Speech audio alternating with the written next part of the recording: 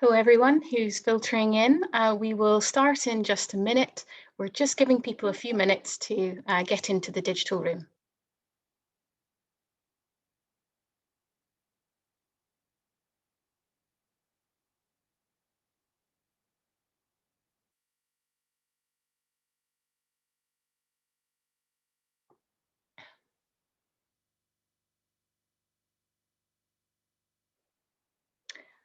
All right, let's get started. Hello, everyone, and a very warm welcome to this public session from the Edinburgh World Heritage team and our partners. Some of you are rejoining us from a lively morning discussion, of course, and for those of you who are dialing in for the first time today, we're delighted you can join us for this AtlaS World Heritage event, where we at Edinburgh World Heritage, alongside others, are collaborating and sharing across international boundaries to find common solutions to the challenges of protecting our value World Heritage sites and our heritage in the face of the climate emergency. Before we begin, let's take care of some housekeeping points. The format of this event is very simple, and we'd like you to get involved by adding your comments in the chat and asking questions using the Q&A tool, which you can find at the bottom of your screen. Please note that there will be two presentations, and the Q&A for both will take place in a single combined session at the end. As usual, if you are not a speaker, your camera and microphone will automatically be off and muted. This event is being recorded, so if you do want to catch our discussion at a later time, you will be able to. Please keep an eye on our social media channels for links to guide you to finding that. We are on Twitter with the handle @Edinburgh.WH, on Facebook with the /Edinburgh World Heritage, and on Instagram @Edinburgh World Heritage. So, over the course of today and tomorrow, we will be focusing on heritage facing the climate emergency proactively. The climate emergency threatens absolutely every sector, and we must break barriers between subject areas like heritage and sustainability in order to meet the challenges ahead. The climate emergency is already affecting our valued shared heritage, from physical deterioration of buildings and materials to more intangible things like our customs and traditions. But how exactly is it threatening these things? As custodians of World Heritage, we must understand the impact the climate emergency is having on our site in order to protect it for future generations. So this afternoon, we will be focusing on assessing the threat of the climate emergency as to how this poses a threat to our heritage. And we have some excellent speakers this afternoon to share their views with us and their expertise. Later on, we will be handing you over to our very own climate change manager at Edinburgh World Heritage, Jan, and who will be showcasing our work on the climate change risk assessment work. But first, we have Dr. Rebecca Jones, who will be sharing her knowledge of the Climate Vulnerability Methodology Index with colleagues that she's delivered with colleagues at Historic Environment Scotland and partners at the James Cook University in Australia. We're absolutely delighted to have you here as a speaker. And with that, I will pass over to you, Rebecca. Thank you very much, Christina. I was going to say, if that's the first slide, thank you very much. Well, thanks for inviting me today. And what I'm going to do is just give you a brief overview of work that we've done and are proposing to do in terms of using a climate vulnerability index for World Heritage. So if you can move to the next slide, please. And this has a video from our Australian partners, which gives a very brief overview of the vulnerability index.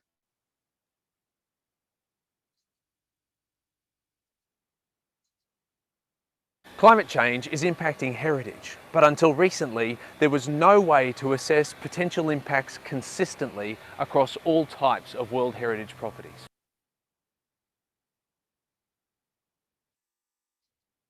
Our goal was to develop a climate assessment tool that is rapid, systematic and repeatable, which works for cultural and natural heritage, and that is flexible to the needs of a diverse range of properties.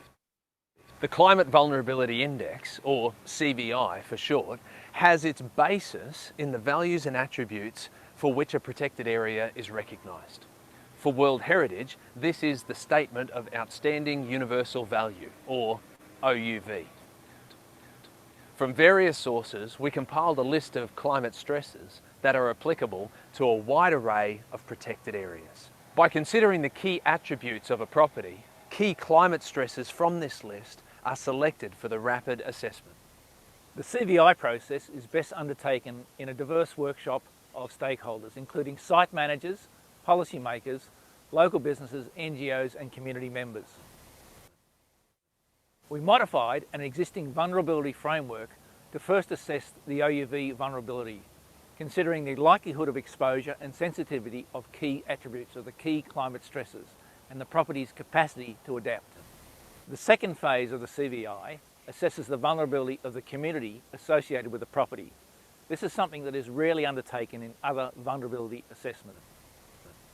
Community vulnerability considers the economic, social and cultural aspects associated with the property to assess the community's dependency and capacity to adapt. The CVI has now been applied internationally in a diverse range of natural and cultural World Heritage properties, and this has helped us to refine the methodology. While initially developed for World Heritage, a lot of interest has been generated to apply the CVI to other types of protected areas, and also in areas of interest to Indigenous groups. With the urgency of climate change and the extraordinary array of heritage at risk, the CVI is helping managers and stakeholders to understand how climate change might impact their properties and point to potential management actions to minimise those impacts.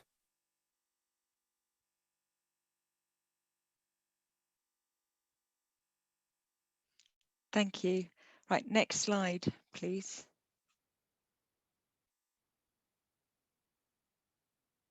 Thank you. Hopefully that gave you a brief introduction to what the Climate Vulnerability Index is proposed to be. And just to say, as Scott mentioned in the video just then, its first application was in Shark Bay in Australia. And after this initial trial, Scott and John, who you just saw, together with Adam Markham from the Union of Concerned Scientists, worked with ICOMOS's Climate Change and Heritage Working Group to select a cultural World Heritage property to test the Climate Vulnerability Index framework. Now, the heart of Neolithic Orkney was selected because, firstly, the known vulnerability of sites on the Orkney Islands to issues of climate change. Secondly, the leadership and innovation by Historic Environments Scotland in addressing the heritage impacts of climate change. Thirdly, the active engagement of the University of Highlands and Islands Archaeology Institute with Jane Downs also on that ICOMOS working group. And finally, the availability of good local climate change scenarios and research. Next slide, please.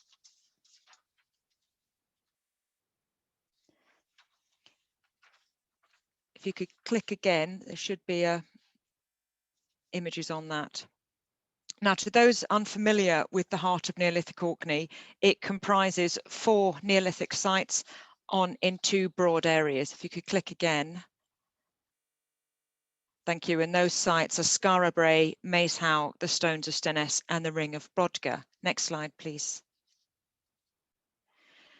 Now, the 20th century Orcadian writer, George Mackay Brown, wrote this delightful piece, which from our perspective also demonstrates the impact that heritage has on intangible cultural heritage and poetry and literature. And in fact, what actually happened with Skara Brae, it wasn't taken away by a storm, but in 1850, it was a storm that led to its discovery. So it didn't devour the houses, but it does demonstrate the perceptions and the indeed reality of the vulnerability to the sea, which was recognised by the construction of a seawall as early as the 1920s, which has been extended and repaired multiple times since and is now monitored biennially through laser scanning. Next slide, please. And next slide, please. And we all know the potential threat, particularly to these sites, of coastal erosion and other pressures of climate change. Next slide, please. Sorry, next and next again. Thank you. Now the CVI, sorry, back one. CVI is a collaborative workshop, and we had a webinar in advance of this one we did in Orkney in April 2019, which contained a lot of baseline information on climate impacts on Orkney. And we asked participants to watch this and also consider various aspects in advance. We had a good range of people. We had international experts from Ireland, Norway, the US and Australia. We had council archaeologists from the other island groups in Scotland. And the remit was very clearly to look at the climate change impacts on the outstanding universal value of the site. So the reason for the site's inscription on UNESCO's World Heritage List. Other values were considered, but the primary focus was this OUV. Next slide, please. And next again. Now, alongside key values relating to outstanding universal value, we also looked at key values relating to significant local values and attributes. Next slide, please. And you can see some of the examples here of things that were highlighted by the participants of the workshop.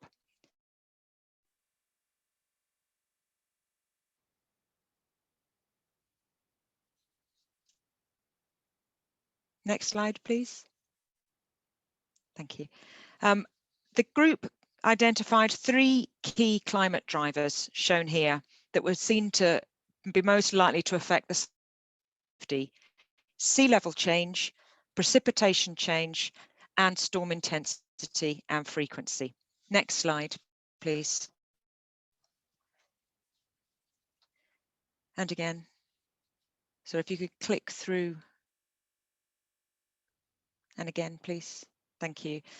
Now, the result of all of this was it was determined that Orkney was extremely vulnerable to the impacts of those 3 key drivers, meaning that there's a potential for major loss or substantial alteration of many of the values which comprise its outstanding universal value.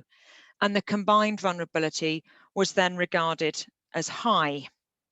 The second key step was vulnerability of associated communities to impacts on the outstanding universal value. And this explored economic, social and cultural impacts, the importance of the Orkney World Heritage Site and the resilience of the community. And this recognised that actually the community had a very high adaptive capacity, which therefore led to overall moderate community vulnerability. Next slide, please. I think it's also worth saying that the intangible outcomes from it was that it was a fantastic catalyst for conversations about climate change and heritage across a key group of stakeholders, especially in the local community. And it featured on local and national Scottish news, radio and television as well. It did get a lot of interest at the time. It's also proved extremely timely because we've been going through the process of the management plan review for the last year to 18 months. And the CVI workshop will inform. And it's not just going to be bolted on, it's going to be fully embedded throughout the management plan. But we also recognise that this is very much the beginning of a process.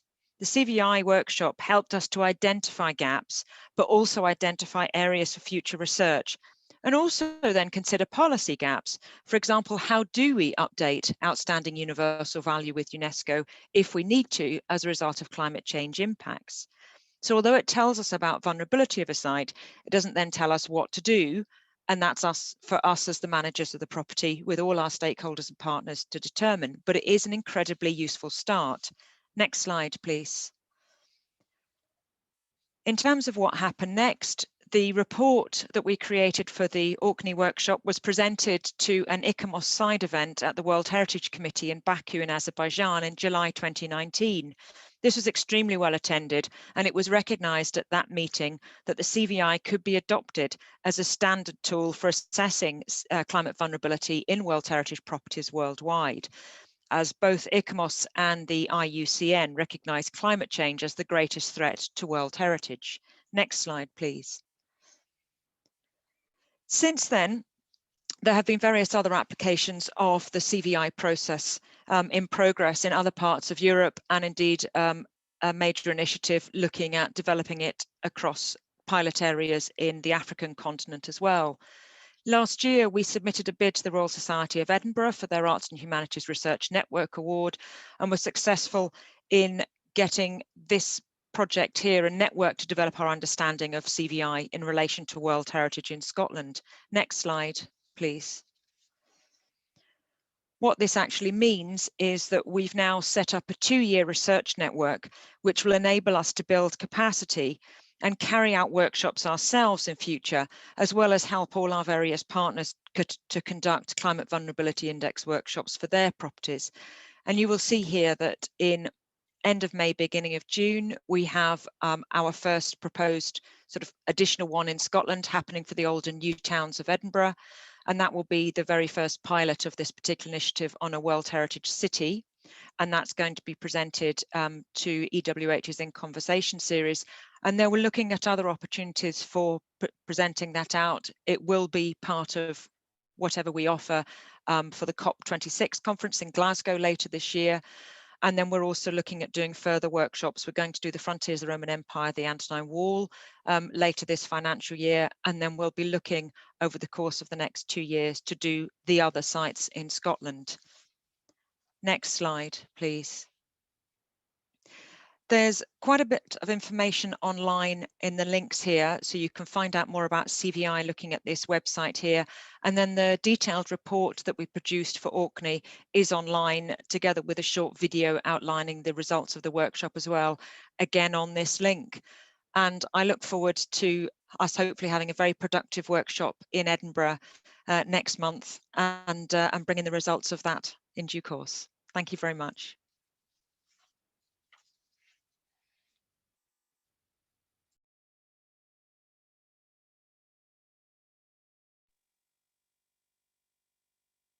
Thank you so much, Rebecca, much appreciated. And without further ado, I will pass us straight over onto Jan.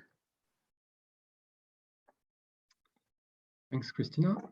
So I'm going to share my screen with you in a second. Oop. Okay, so my name is Jan Grandjean. I'm Climate Change Manager with Edinburgh World Heritage. And today I'm going to present the Climate Change Risk Assessment Project. But before we start the presentation, I would like to introduce you to Edinburgh World Heritage Trust. So we are an independent charity in charge of the management of the World Heritage site with our partner Historic Environment Scotland and the City of Edinburgh Council. Our vision is that the World Heritage status is a dynamic force that benefits everyone. Our mission is to connect people to their heritage, and our objectives are to protect the World Heritage site, to promote its value, and to build capacity within its boundaries and beyond. And last year, we've adopted our climate emergency strategy, and the Climate Change Risk Assessment Project is a major element of it. So here is the outline of the presentation. We'll start with the overview of the project. Then we'll review briefly the characteristics of Edinburgh's World Heritage site. We'll look at the proposed methodology that underpins the project, and we'll discuss the learnings of it. So the Climate Change Risk Assessment Project is a one-year project started last year, and that is due to be achieved by July 21. It's part of the AtlaS World Heritage Project, and it's supported by the Place-Based Climate Action Network, PCAN. And its objective is to understand and define the challenges to Edinburgh's World Heritage site posed by climate change. And this will be done based on an extensive community engagement process, including underrepresented communities. So it's very much a bottom-up risk assessment approach based on values, the outstanding universal value, and the local value. We acknowledge that climate change is a complex issue, especially in the context of urban World Heritage sites, and that no single entity can own the solutions to it. So we've gathered a couple of partners to implement the projects, and this includes the City of Edinburgh Council, Historic Environment Scotland, Sniffer, that is a charity specialized in climate change adaptation, the Edinburgh Centre for Carbon Innovation, the University of Edinburgh, and Edinburgh AtlaS is a local network of entities working towards the adaptation of the city of Edinburgh in the context of climate change. We're also working with the World Heritage Site coordinator. We've also set up a steering group to supervise the progress of the project and also help with strategic decision. And this steering group includes all the project partners, and the idea is to make sure that we embrace a collaborative approach during the implementation of the project. This is the project program, and it's split between 3 phases. Phase 1 is the preparation of the main tools and frameworks that we will use during the implementation of the project in general, and of phase 2 in particular.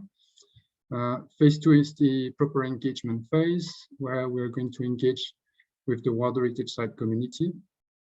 And data collected during phase 2 will be used and analyzed to produce a climate change adaptation action plan that we're going to work on in phase 3.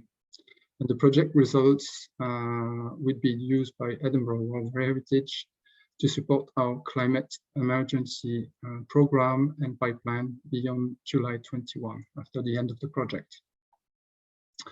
The project will deliver a couple of outcomes. And first and foremost, we're going to engage with the wider community on climate change issues in the context of World Heritage Sites.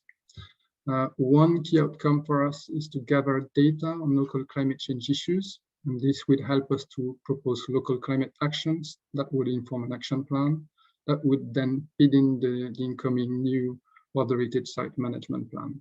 So we're going to create a link between local communities and policymakers, and at the same time promote a collaborative approach to address climate change issues, as I mentioned, with the steering group and the project partners. Another key outcome of the project is to produce a replicable approach to climate change risk assessment based on community engagement.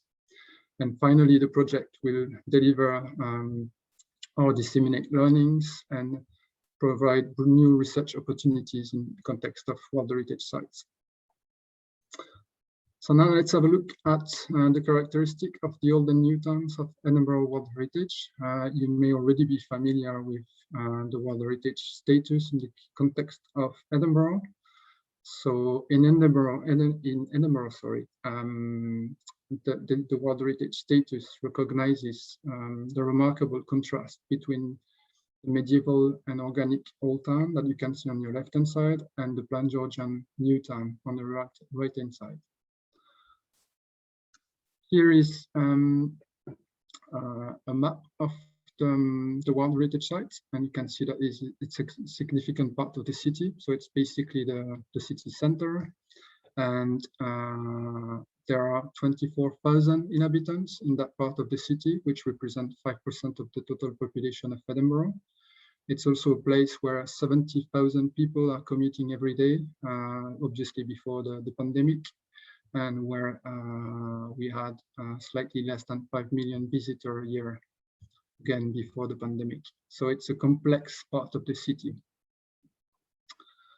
This diagram represents the proposed methodology for the project, and it relies on 4 different elements. First, we'll map the World Heritage Site community. Then we'll establish a risk assessment framework.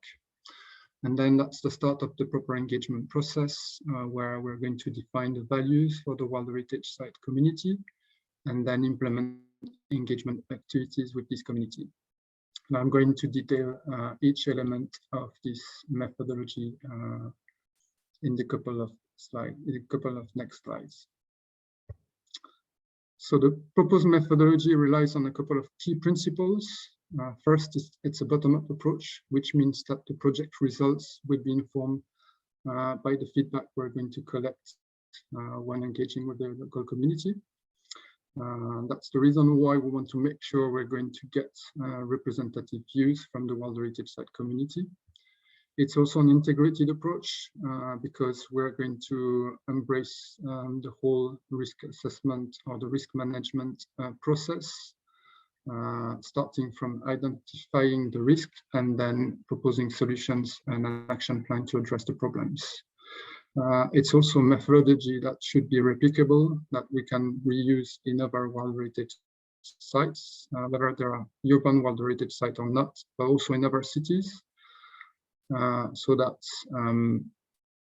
we can share the learnings and the process that we're going to develop in this project. And finally, this is a project combining theory with practical delivery. So as I mentioned, we're going to propose a risk assessment framework that's going to help us to collect data and propose an action plan as a result of it. Now let's have a look at a couple of concepts that are really important for the implementation of the project. And the first one is the definition of community. And according to the Cambridge Dictionary, this is the people living in one particular area or people who are considered as a unit because of their common interest, social interaction and nationality. Now let's have a look at the definition of value. And value is the importance or worth of something for someone. And this is coming again from the Cambridge Dictionary. So based on these definitions, now let's have a look at the World Heritage Site community and its associated values in the context of Edinburgh World Heritage. So we've identified two groups of stakeholders based on the values they share with the World Heritage Site. And on one hand, we have national and international stakeholders composed of visitors and heritage experts. And they share universal value based on the Statement of Outstanding Universal Value, the SOUV. And on the other hand, we have local stakeholders composed of Edinburgh residents, groups of entities, so people who are living, working, or even visiting locally the city. And they share local values that we can split into cultural and historical heritage and place attachment on one hand, and use of the World Heritage Site as a part of the city. Now, to define the values in the context of the project, we use different techniques. So for universal value, we gathered an expert group with national and international experts, so a group of 13 participants, and we work on the SOUV, so the Statement of Outstanding Universal Value, to define a list of sub-values. For the local value, we use market research techniques, and we use 4 different focus groups, totalizing 30 participants. And we gathered different people and asked them a couple of questions so to understand what they valued about the World Heritage Site and get their own words.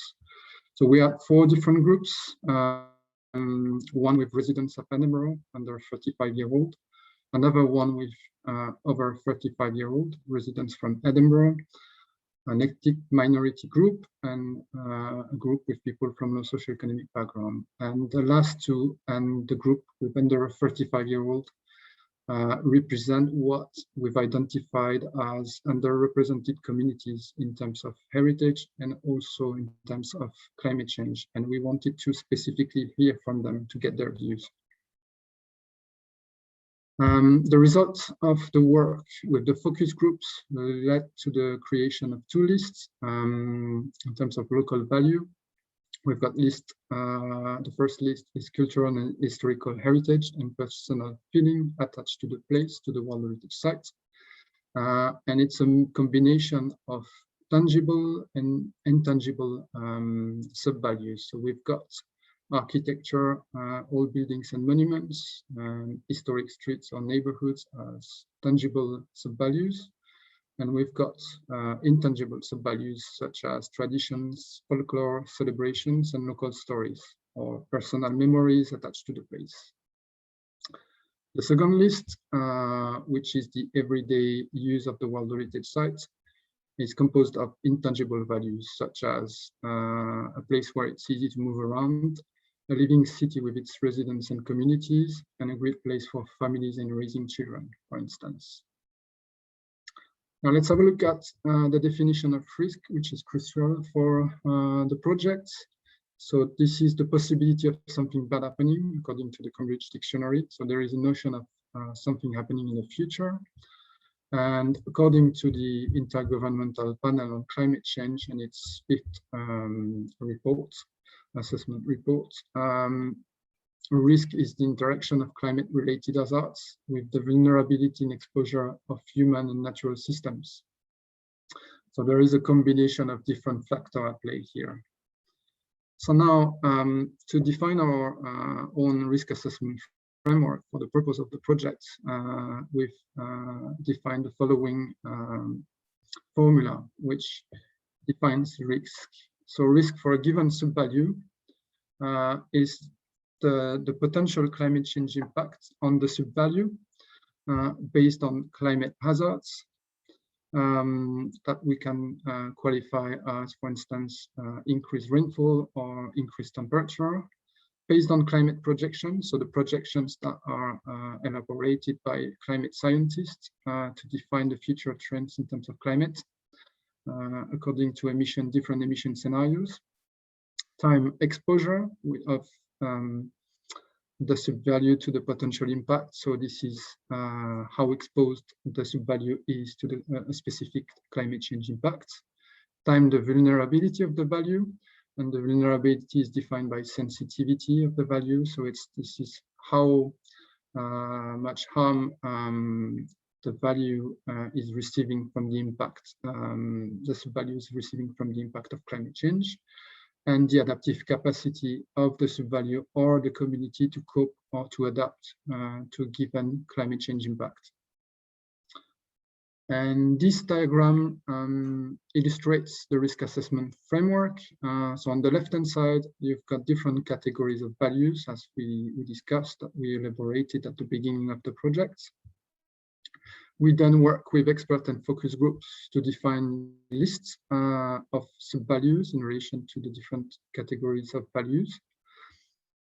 And for each sub-value, which is the next steps, the engagement process, we're going to discuss with the World Heritage Site community different aspects in relation to climate change impacts with the specific value. So we're going to review the potential climate change impacts, the climate hazards, the exposure, the sensitivity, the adaptive capacity, and the potential adaptation measures. And thanks to the data we're going to collect during the workshops and different engagement activities, we'll be able to define the risk of the sub-value in relation to potential climate change impact. So these are data that we collected during the first workshop we organized with students from the University of Edinburgh. They've chosen to work on the architecture, all buildings and monuments sub-value. They've identified extreme weather impacts on occupants' internal comfort in all buildings. And in terms of adaptive capacity, they mentioned that tenants don't really have agency, or they can only implement limited improvements, where it's the contrary for owners. And in terms of adaptation solutions, they propose for the council to provide support to private owners, whether it's about funding and or advice to optimize buildings performance. So we've got one risk assessment framework that we can use for several engagement activities. And the core of our engagement activities would be made of online workshops. So obviously we had to take into account the current context with the pandemic. So that's why we are online now.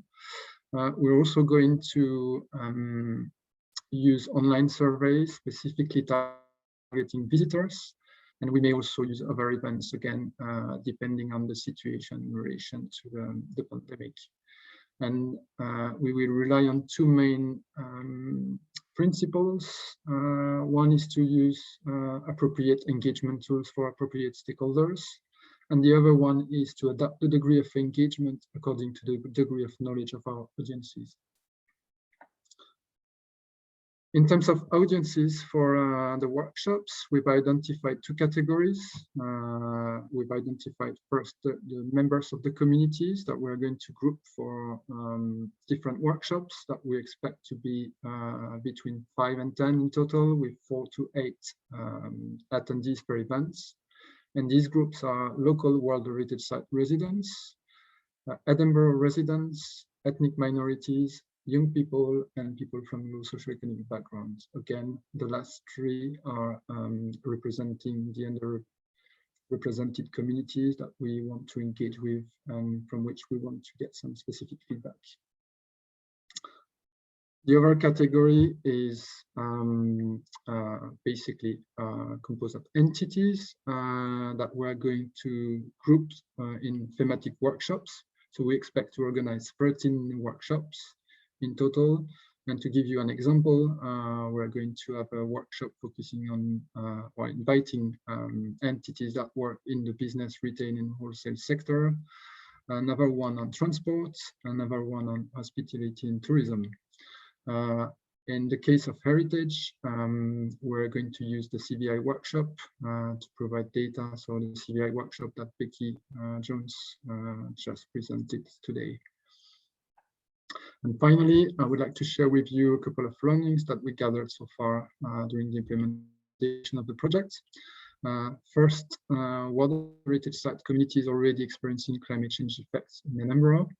Therefore, we need to harness this local knowledge to help us address this issue. So desk-based approaches that we refer to generally as top-down are not enough, and therefore we really need to combine that with bottom-up approaches that are powerful tools to understand what people value about the World Heritage Site, but also to understand the current issues and to be able to anticipate future ones. And by having this understanding, we'll be able to prioritize actions for the future. These are also powerful tools because they can provide us with robust evidence to support relevant policy proposals. And finally, they are a way of engaging the World Heritage Site community and raise their awareness so they can become part of the solution to the climate change issue. That's the end of my presentation. Thanks for your attention.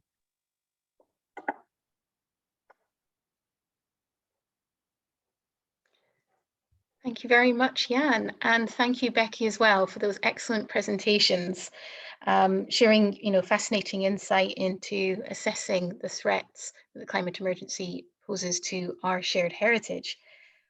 We have a lively amount of questions, which I'm keen to get onto, both in the chat and in the Q&A function. So many thanks everyone who's posted questions. And we've got a fair bit of time. We've got an extra 5 minutes. So if you've got further questions, please do pop them in the box and we'll get to them if we possibly can. So without further ado, I will put those questions to you. I will start with the ones in the chat. And some excellent ones around engagement in particular, because obviously this is a key element to both CVI and CCRA methodologies. Bob Morley asks, how much community interest and engagement do you manage to get? And as a follow-up question, what aspects attract most interest and which techniques work well? This is a good question for anyone who does community engagement. Jan, perhaps if we start with you, and then Becky, we'll see if there's anything you want to add with the wider perspective on CVI. Yeah, thanks, Christina. Yeah, I think there is a real interest in relation to climate change. So it's not that complicated to engage with the communities. What is really difficult maybe is the practical aspect of the proper engagement process and organizing workshops and making sure people are available. So I think there is an interest. It's more the implementation that is a bit more complicated. In terms of the subjects that are coming up, I think we had I would say indirect issues in relation to climate change. So how people are wondering how to adapt their buildings to the effect of climate change, and in terms also of energy efficiency, something that we are going to discuss tomorrow in another session. that's something that we discuss a lot as well. Thank you, Jan. Becky, is there anything you want to add from the CVI and your own perspective? Probably not a huge amount. I mean, I think we're very fortunate that people are generally very clued up about the issues of climate change at the moment and the pressures of them, and actually quite keen to discuss them and get involved. So actually getting people interested is one thing, getting them to commit time to actually then have those discussions and go through that is obviously a whole different challenge. So I think we have to think about different ways and different approaches to actually engage people and get their views back. The CVI workshop is one particular methodology, and Jan's CCRA project has obviously been outlining a range of different methodologies, which at least has helped identify groups of stakeholders who can be at least a representative sample, because as you've said, 24,000 inhabitants of the city, you can only hope to get a fraction in terms of actually interest, but it's, you know, you need to get as much representation as you can. Thank you, Becky. So Bob and all, I hope you find that a helpful answer to the question. And we're actually noticing quite a few, around this issue of consultation and engagement and that sort of thing. So we'll stay on that stream for now. Rui Paris asks, what are the intersections between these groups? So apologies, I'm not sure exactly at what point that question was asked. But I wonder if, Jan, we'll start again with you. Perhaps if there's anything that you want to reflect on with respect to how groups are selected and what are the intersections between them. So I think, I mentioned that one of the first steps for us was to map the World Heritage Site community. So to understand who we should speak to, who is involved, in who's basically the fabric of the city, and the people who are representing the city. So it's important to understand the demographics of the city, to see what's the major proportion of different type of groups. But also making sure we give the opportunity for groups that are less represented in general to be heard as well. So we wanted to have a diverse contribution from various people from the city. So when I've said that, there are some overlaps. Obviously, we try to create groups, but it's somehow virtual because people sometimes are ticking several boxes. So there are overlaps between, for instance, residents of the city, or for instance, young people, or from ethnic minorities. You can tick several boxes. So it's a matter of making sure you've got people that are ticking different boxes, and that represents somehow the whole fabric of the city. Thank you, Jan.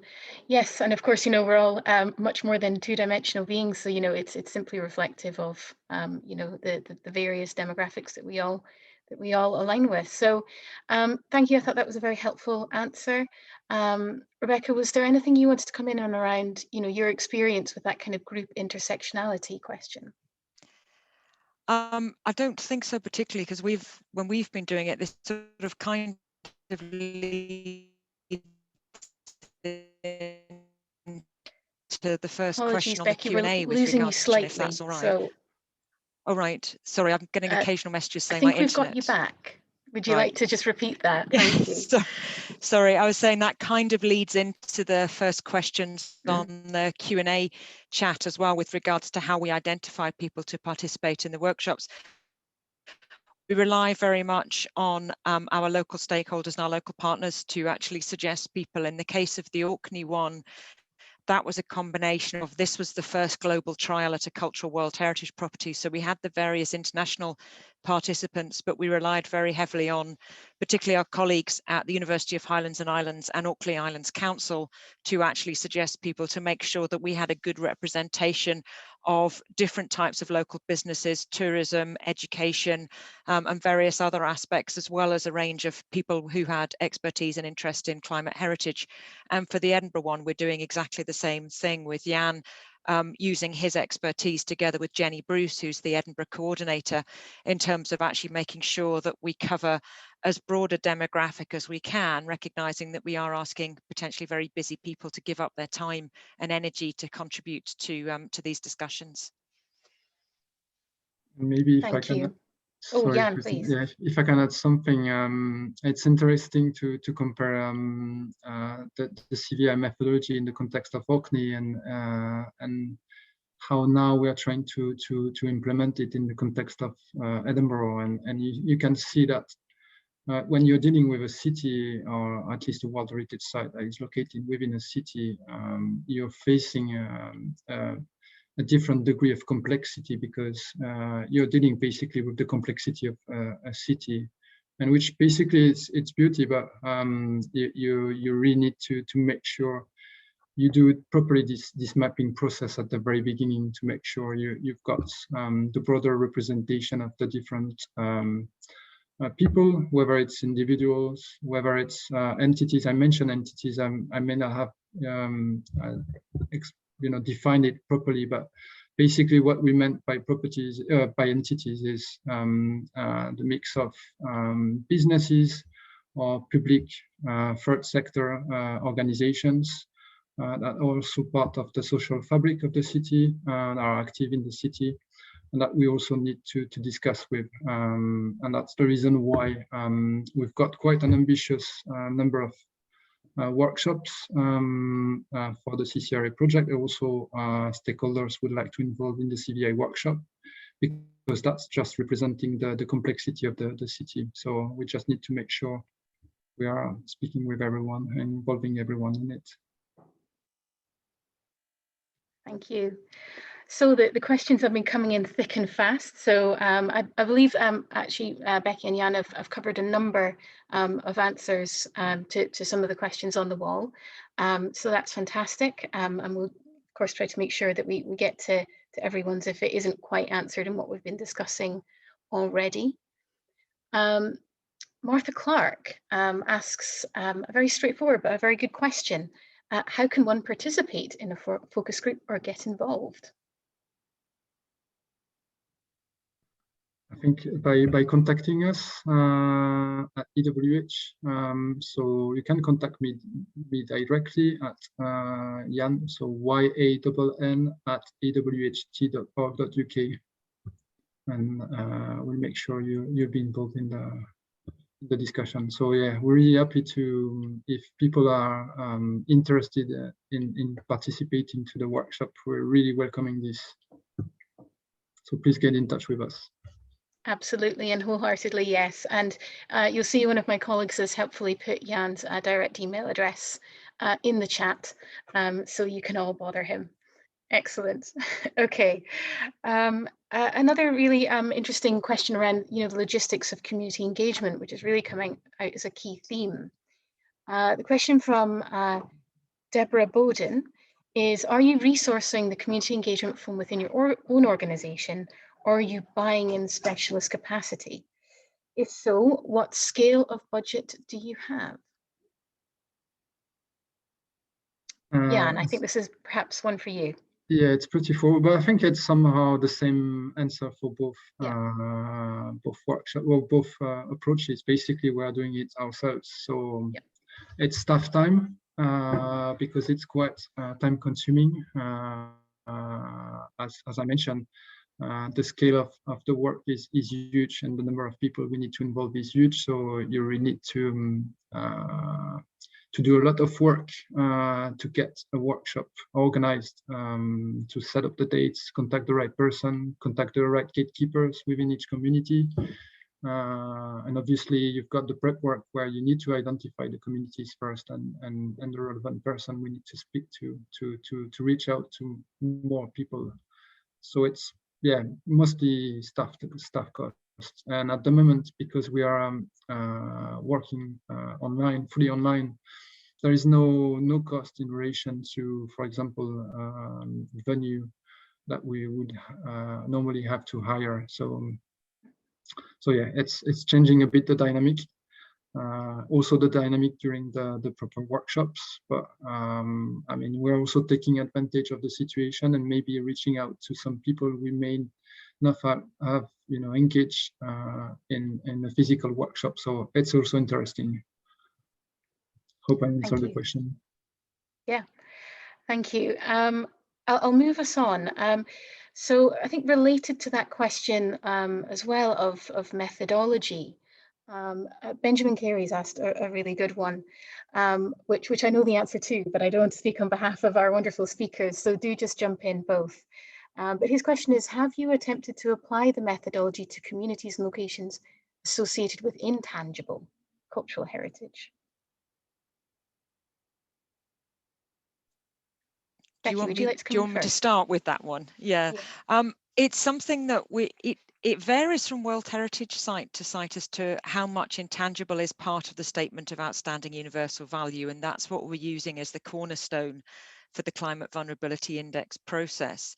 And in fact, what we are realizing is that so many of our outstanding universal value statements, particularly for Scottish World Heritage properties, were written so long ago that actually we would probably have much more about intangible cultural heritage were we to write them now than when we wrote them at the time. And that's why, although the process is looking specifically at the outstanding universal value, what's in that statement, which is why it was inscribed by UNESCO, we've also then been saying, what are the attributes, what are the other significant values? And there's a huge amount of intangible ones that are coming up there, so that we make sure that we recognize that and capture that. So we've got sort of two dimensions to it. Principally, what does it mean for outstanding universal value?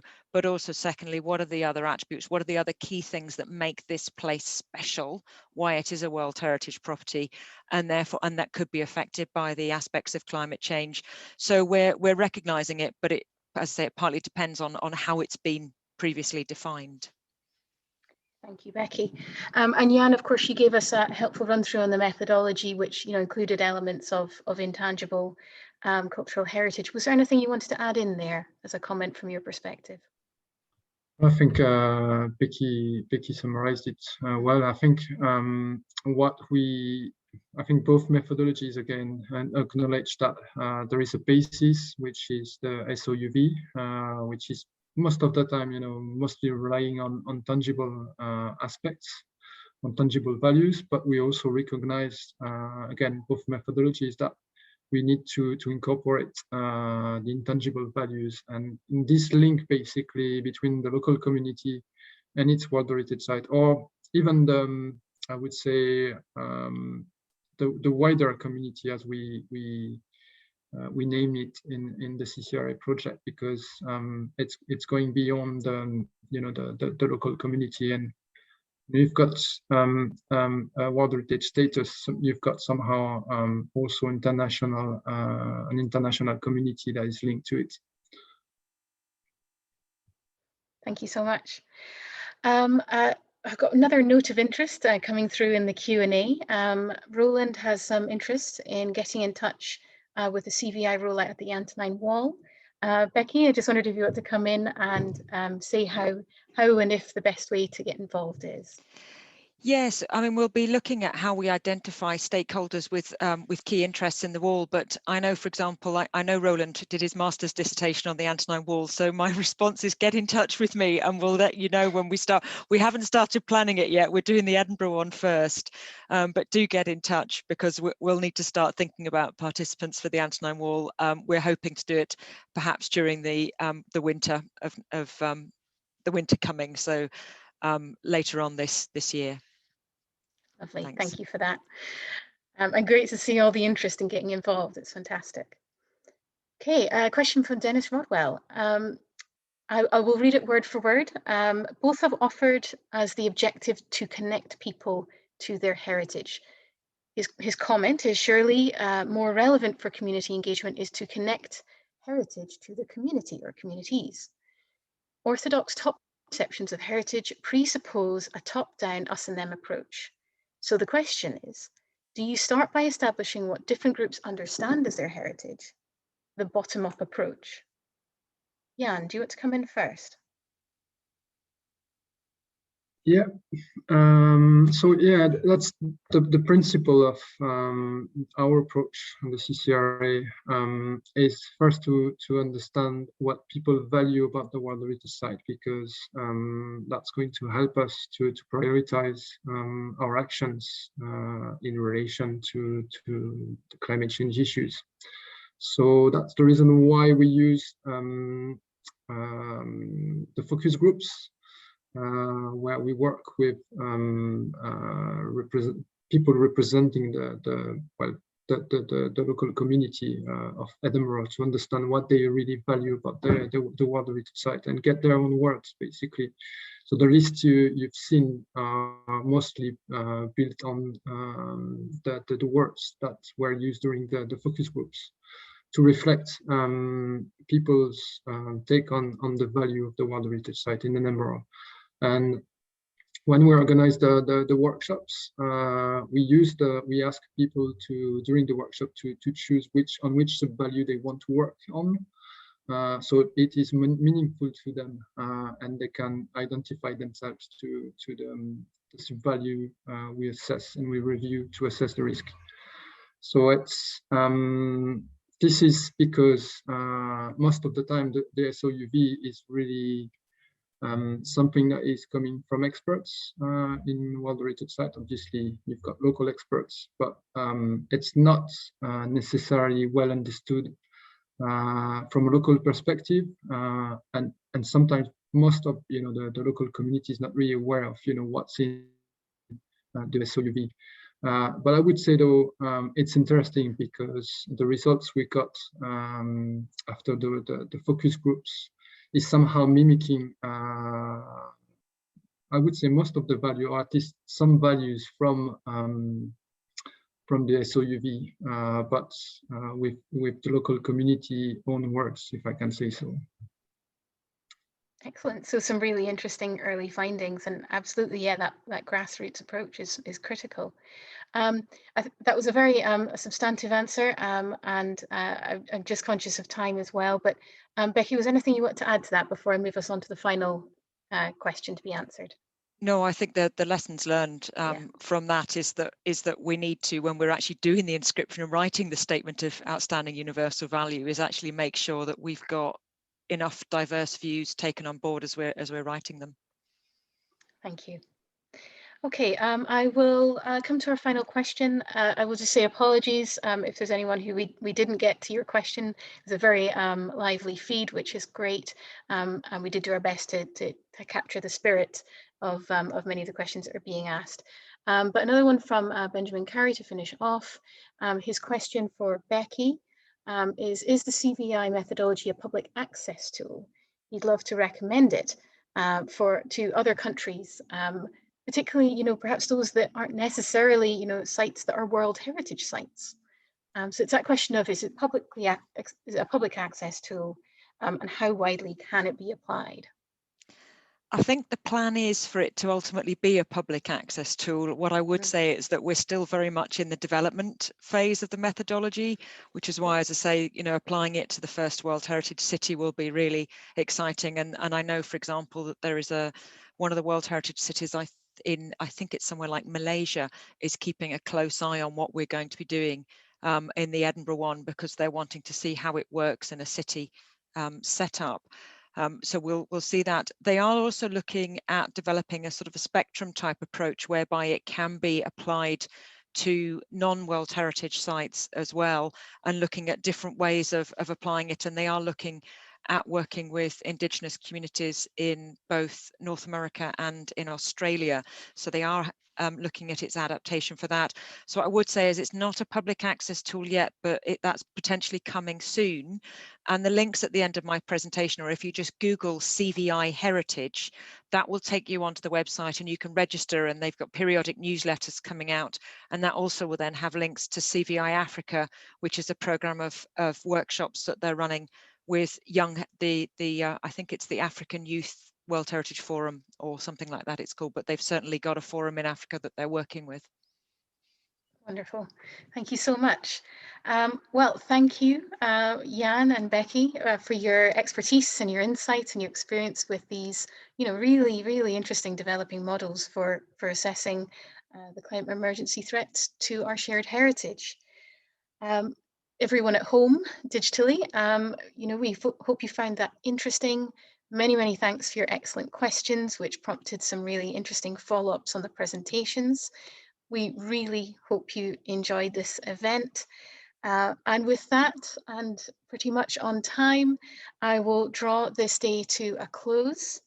And we hope to see you tomorrow to take the issues and threats that we've identified today and explore that through the theme of solutions.